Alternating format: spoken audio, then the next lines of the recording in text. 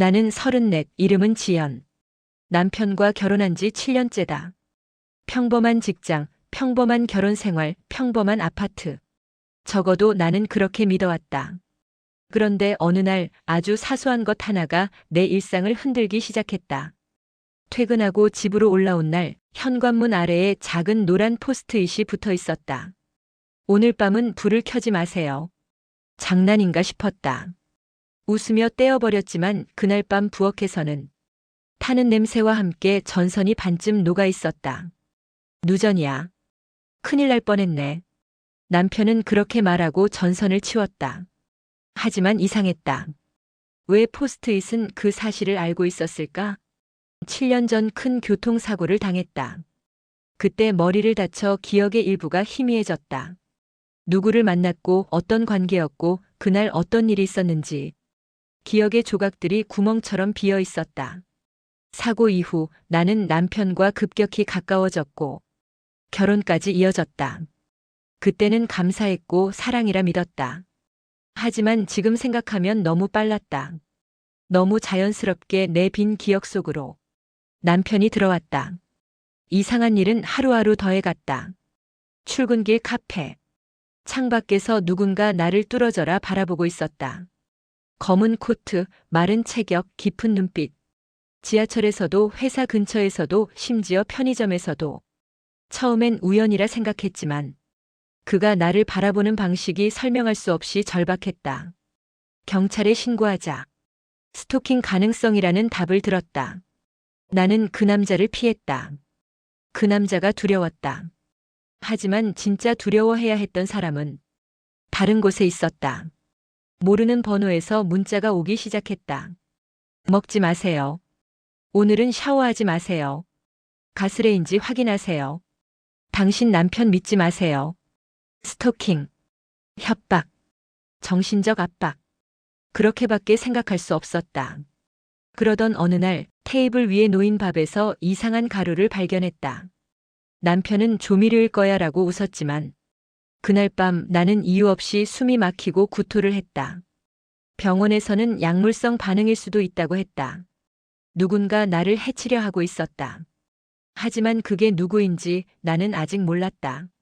주말 오후 현관 앞에 작은 종이봉투가 놓여 있었다. 안에는 USB 하나. 그 안에는 7년 전부터 현재까지 내 일상이 기록된 영상들이 있었다. 내가 잠든 얼굴을 가까이서 찍은 영상. 장 보러 가는 모습. 엘리베이터 안에서 울고 있는 영상. 요리 중인 나. 그리고 내가 모르는 남자가 부엌에서 가스를 조금씩 세게 조작하는 영상.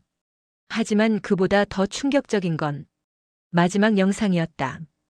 비 내리던 어느 밤, 검은 그림자가 차의 보닛 아래로 몸을 숙이고 있었다. 그리고 브레이크 라인에서 오일을 뽑아냈다. 그 사람은 남편이었다.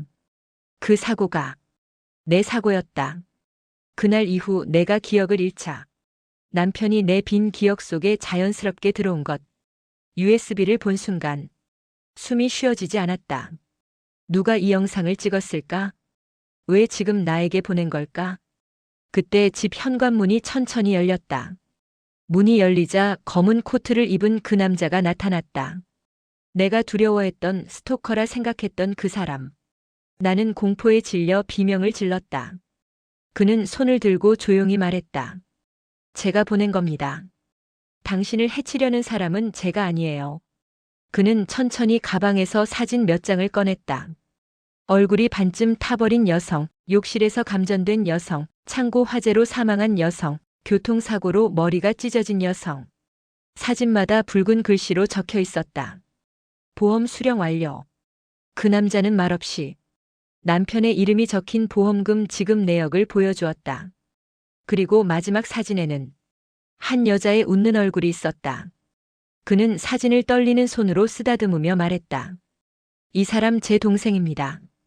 그는 말했다. 당신 남편은 제 동생을 죽였습니다. 그리고 사고처럼 위장했죠. 그의 동생은 나와 같은 방식으로 희생되었다.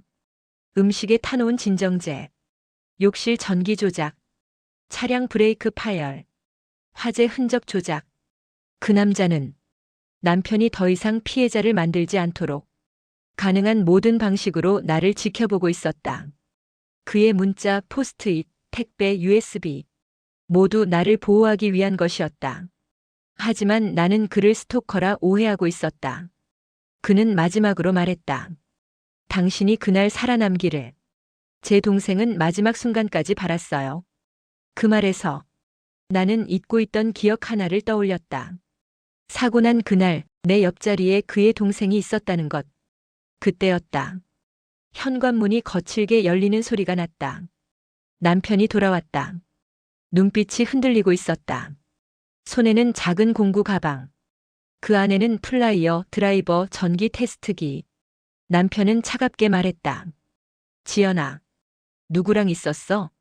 남자가 앞으로 나서자 남편의 표정이 일그러졌다. 아직도 살아있었네. 너도 죽었어야 했는데. 그리고 남편이 던진 마지막 말. 지연이 너도 오늘 밤 끝날 뻔했는데. 부엌에 가스 누출, 샤워기 전선, 녹은 부엌 전선. 모두 남편이 준비해둔 것. 그날 밤이 내 마지막 날이 될 뻔한 것. 팔짱 진짜 지켜준 사람. 남편과 남자는 격렬하게 싸웠다. 남편은 날 향해 소리쳤다. 너 기억났지? 다 기억났잖아. 그래서 오늘 죽여버리려고 했는데. 그리고 그 순간 경찰이 들이닥쳤다. 남자는 미리 신고해둔 상태였다. 남편은 체포되며 비명을 질렀다. 너도 그 여자처럼 죽었어야 했어. 모든 것이 끝났다. 에필로그 그림자 속의 진실. 나는 남자에게 물었다. 왜 7년이나 나를 지켜본 거예요? 그는 울 듯 말없이 웃었다. 당신만은 그 인간 손에 죽게 둘 수 없었어요. 그리고 덧붙였다. 제 동생도 당신을 참 좋아했습니다. 그 말을 듣고 나는 처음으로 마음이 무너져 울었다. 내가 살아남은 이유가 누군가의 사랑이었다는 사실이 너무 아팠다. 그리고 나는 알게 되었다. 가장 위험한 괴물은 그 어둠 속이 아니라 내 옆에서 미소 짓고 있던 사람이었다는 것을.